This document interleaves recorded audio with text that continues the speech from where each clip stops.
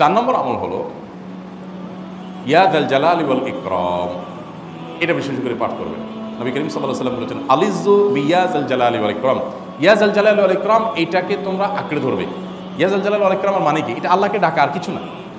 এবং হাদিসে বর্ণিত দোয়া, এটা মাসনুন দোয়া। ইয়া যাল জালালি ওয়াল ইকরাম মানে হে মহা ক্ষমতার অধিকারী, প্রতাপশালী এবং সম্মানের মালিক।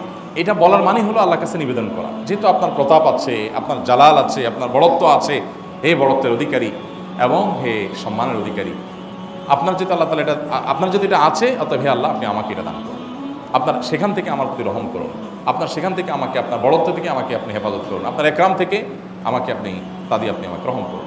তো সেই দোয়া আল্লাহ তাআলার কাছে নিবেদন করতে পারি, ইয়া যাল জালালি ওয়াল ইকরাম। এর পাশাপাশি তাহাজ্জুদের নামাজ এবং যে কোনো নফল নামাজ।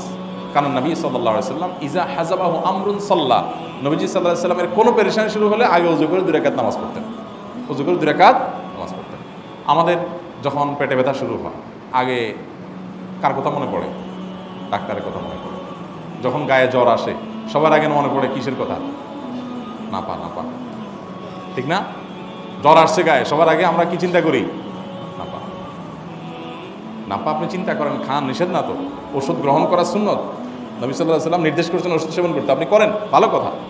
কিন্তু ইমানদার সব কিছুর আগে ব্যথা আসছে, তাহলে ব্যথার জন্য একটা ওষুধ দোয়া শিখাইছেন, দোয়াটা আগে করবে, পাশাপাশি ওইটা করবে। এলো ইমানদারের কাজ। আমরা আজকাল ইমান থেকে অনেক দূরে সরে গেছি। আল্লাহ আমাদের সেই ইয়াকিন দান করুন। তাহাজ্জুদের সময় দোয়া, অনেক বেশি দোয়া করবো। তাহলে 4টা আমল ইনশাআল্লাহ আপনাকে এই ভয়াবহ বিপদ থেকে উদ্ধার করার জন্য সাহায্য করবে ইনশাআল্লাহ। সেই ইয়াকিন নিয়ে করবেন। সেই সাথে আস-সাদাকাতুল বলা, দান সাদাকা করা, অন্যান্য যে আমলগুলো আছে টুকটাক, সেগুলোর সাথে সাথে চালানো। বাকি এই 4টাকে বেসিক্যালি একটু জোরভাবে করতে থাকা।